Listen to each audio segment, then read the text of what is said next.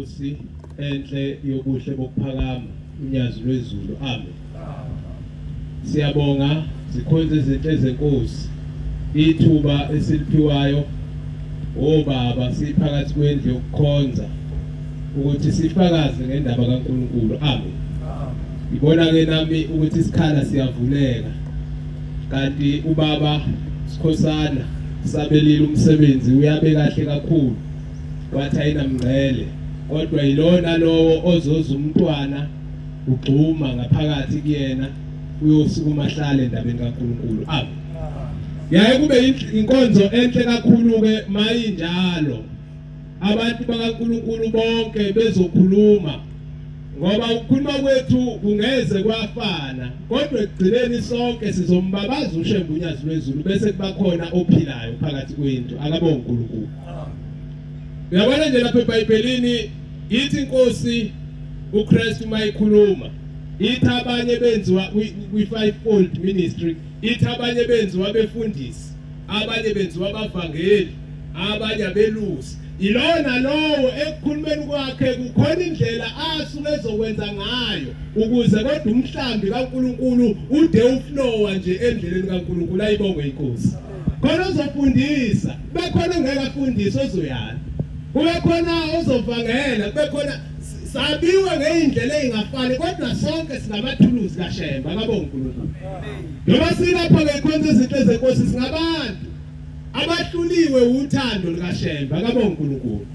Yabona intombi mayihlulwa uthando lensizwa ikuziba konke okunye ke yakuthanda neke yakwazi kwale kwakuhle emhlabeni, ikuzibe konke ngoba ihlulwe yini? Ihlulwe yilolu uthando lomuntu ofikile kuyona wafika wakhuluma ngalo yayisiyahluleka yayisimnika ugco. Akabonge uNkulunkulu.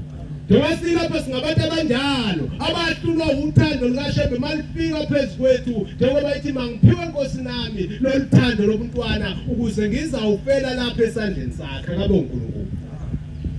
Khona inkosikazi mkhokheli obevama ukukhuluma ekhumbuzweni emhleni yenkosi uThingo, ekhuluma ngomama omzalayo owayesemhleni kababamkhulu, ekwathi lo mama mayibona inkosi yasekuphakameni nebandla okuhle kuhlobile yayisiba nothando lenkosikazi lokusondela kulabo abantu abahle basezulwini beholwa yilo muntu wasezulwini ophambi kwabo. Yathi mayithi yasondela yayisikhumbula into eyodwa, ithe mayibuka ukuwevatha kwayo yayisiyibona ukuthi oh mina ngiyisangoma.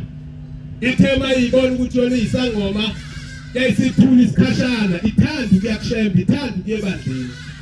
Wenze ikhweba yena ubabamkhulu uthi hawu nkosikazi, ngiyakubona ukuthi nawe unothando lokusondela phakathi kwalabantu bakaNkulunkulu, awuzingani phakathi kwabo na? Yayisithi le nkosikazi, baba ngiyasaba ukuza phakathi kwalabantu ngoba labo bantu bakho abasifuni isangoma. Uthi njengoba kumele kude nje kangaka ingoba nginalolo valo onjalo lokuthi ngabe ngiyasondela uthando lona nginalo, kodwa ngisaba labo bantu bakho ukuthi bahleli bekhuluma lokukhuluma okunjalo ukuthi asingeni isangoma lapha ephakameni. Akabonge uNkulunkulu. Kwathi kusanjalo yayisithi inkosi yasephakameni ubabamkhulu yathi yebo mntanami kunjalo asifuneki isangoma esulwini. Usho uShemba ubabamkhulu usethi kodwa thina shaya isifuba uthi thina sizindlondlo ezinkulu. Akabonge uNkulunkulu. Njengoba silapha siphambi kwendlondlo yasezulwini unyazi lwezulu, ayikho indlondlo elingana nayo kodwa yona iyona yodwa indlondlo enkulu yasezulwini. Akabonge uNkulunkulu. Ithi inkosi yasephakameni thina sizindlondlo ezinkulu. Uthi mame lokhu kufa okuphethe thina singaqeda ngeminithi. Sondela ngikubhabhadise, mangikubhabhadisa ngikufaka kulamanzi uthi khona into ezokwenzeka, uthi uzozalwa kabusha ungene esiswini sikamanzi, uthi uzophuma ungasenakho konke ukufa okuphethe okukuwe. Yayisithi le nkosikazi, baba ngiyasaba ukuthi ngisondele kungibhabhadise kuphume konke lokhu kufa okungiphethe ngoba ngiganile. Ithi lapho engigane khona uthi ngagula kakhulu, ngithema ngigula ngase ngihanjiswa ezinyangeni nasezangomeni zonke, ngathwasiswa ngenziswa konke. Uthi einkomeni lezo engangiphothula ngazo kulezi indawo engihamba kuzona, uthi kwakuphuma ngisho ubabezala wakhipha inkomo zakhe alindele ukuthi ngiyoyibuyisa sengisebenza lo msebenzi engikholwa ukuthi ngiwunikwa bakithi. Manje Shemba mawuthi wena uzoyiqeda lento ngizoyibuyisa kanjani lezo nkomo. Yayisithi le Nkosi yasePhakameni obabamkhulu kule nkosikazi yayisithi kukuwe nkosikazi ukuthi uyavuma yini kulandela uNkulunkulu noma ubheke kwabantu na. Yayisithi le nkosikazi baba ngihlulwa uthando lasezulwini ngiyavuma ungibhabhathisa kabo uNkulunkulu.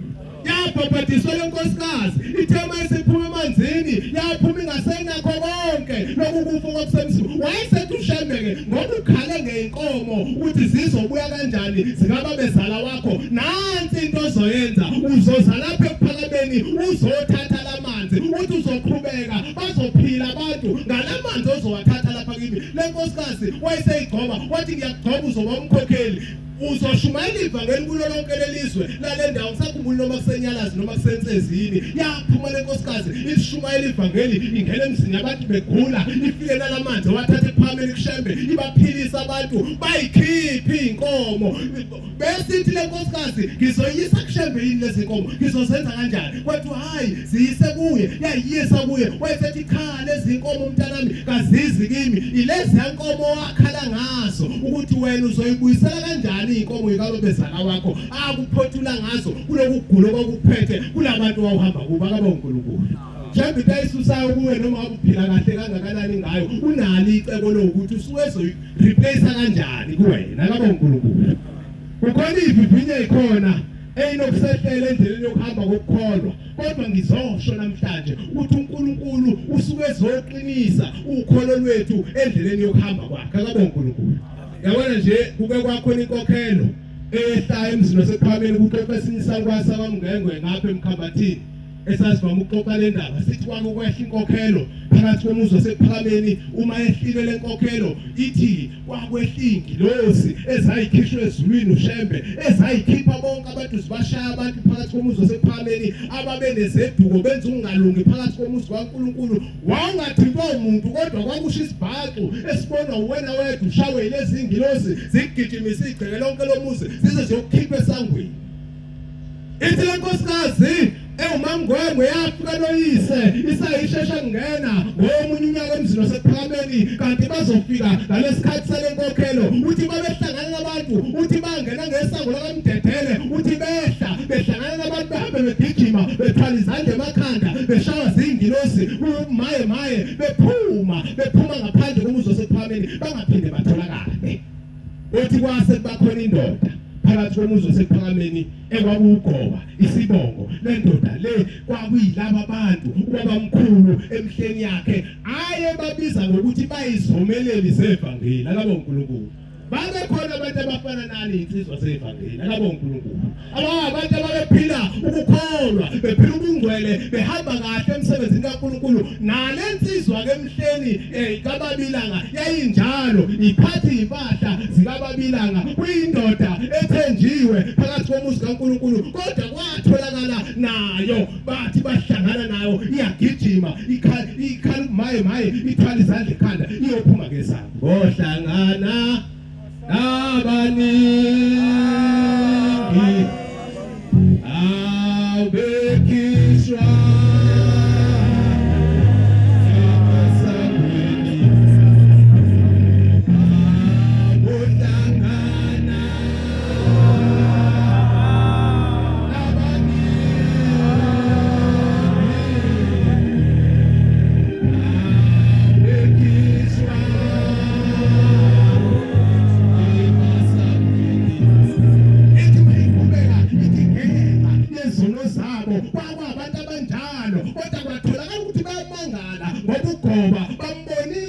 ehamba kahle phambi kaNkulunkulu ehamba kahle phakathi komuzi kaNkulunkulu ngabe isiphi lesono necala lakhe elimenza naye ehlelwe inkokhelo yokukhishwa zingilosi phakathi komuzi na. Wathi mayesesangweni wayesefika kwiportmende lakhe ayeliphethe ephuma nalo wazisungeza wathwala izandla ekhanda wathi hawu Shembe ngikuthanda kangaka eyingekho enye into engiyithanda emhlabeni namhlanje ingilosi zakho ngingalazi icala lesono sami ziyangishaya ziyangikhipha phakathi komuzi wasePhakameni. Uthi ke njengoba ngihamba ngizothi mangifika angisayi nasekhaya uthi ngizoya emfuleni yangakithi ngiyoyiphosa khona ongcono ngife ngifele phakathi ngoba mangingasena Shembe emhlabeni ayikho into engizoba yiyo. lapho ukhona umuntu owazi ukuthi khona into angaba yiyo mayingasenabo lobungcwele esinikwe uNyathi lwesulu kodwa thina kasinayo ithemba lethu likuloshembe esiphambi kwakhe likulokuhamba ukuthi kwasePhalameni kuyimpilo yethu kuyinjabulo yethu kuyintokozo kuyikhona konke kithi sinakho okudingwa ngabantu ukuze baphile emhlabeni noma singenakho kodwa masinoshembe siphelele ngayisithi le ndoda hayi ikude imfula yangakithi okungcono angishone khona lapho olwandle ngivele ngishone lapha eduze ngiyiphose khona olwandle ngifele phakathi ngoba mangena shembe angitoya lutho yathi le ndoda nangempela isidelile isilithatha unyawo iyongena phakathi olwandle kwase kumemezizwe phezulu limemeza kuyo lithi wegoba leyo ndlela oyithathayo iyaphi akekho ubaba emhlabeni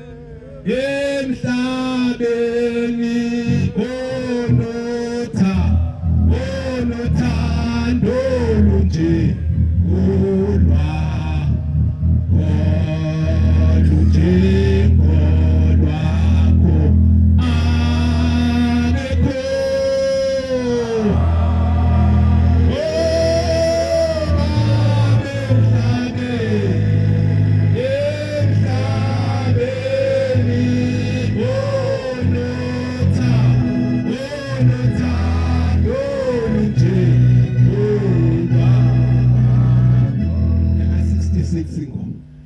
ulwakho-ke akekho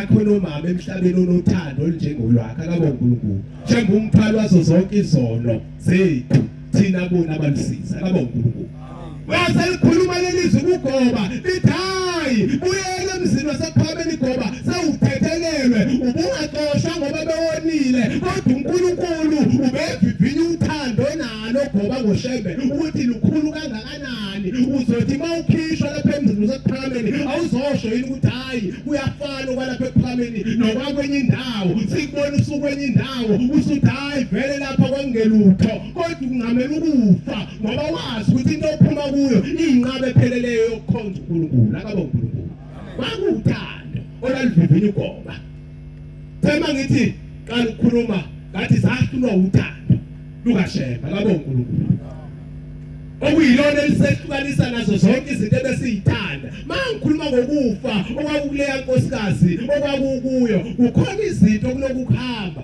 ekufanele sikhumbule ukuthi umuntu wakini ahambe nesifo esithile lapha ePhalameni uyamnikelela lo muntu siphele leso sifo ngoba akavumelekile ukuthi abuye naso eze kuwe ngoba maye buya naso eza kuwe sizombatha kube isifo egcine kuthiwa isifo sala ekhaya bonke abantu balapha ekhaya bahamba ngoshukela lesa kuyinto enormal kanti lezi zinto ziyavalwa ngomnikelo etafuleni akabonga uNkulunkulu manje ke nemoya yonke ehluphayo kufanele ukuthi kube khona lapha khona silungisa khona ukuze ingakwazi ukubuya izosembatha uke wakhuluma umfundisi lapha emaqadini ekhuluma ngenkonzo kamahlukana ndlela siyokhuluma ngelinye ilanga Nkosi msabezweni yathi mkhululi